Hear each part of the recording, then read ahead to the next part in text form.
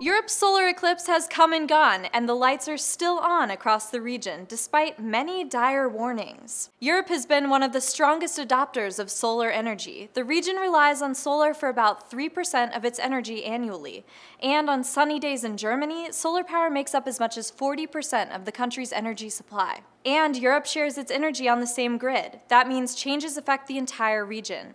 So the idea of that power source dimming for a few hours during a peak time Friday and then surging up after posed a challenge for European energy suppliers. The eclipse did have an effect, but luckily it didn't really do any damage. This is what 2 normal days of solar energy look like in Germany. As you can see, the output rises during the day and goes down to 0 at night.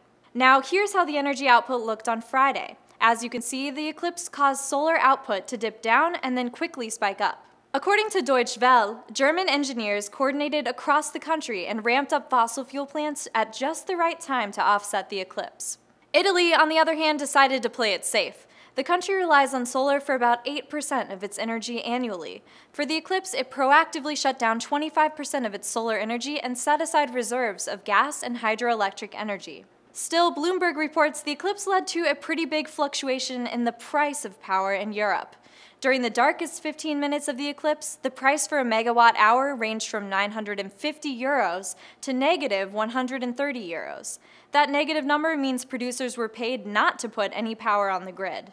So it seems after this real-time experiment of how solar energy works during an eclipse, countries who use the panels can breathe a sigh of relief. Which is good news for China. It's been the world leader in solar installations for the past 2 years. The country is expecting a solar eclipse in March of 2016. And the US can also learn from how Europe handled the eclipse. We're expected to see our next eclipse in August of 2017. For Newsy, I'm Kate Grumke.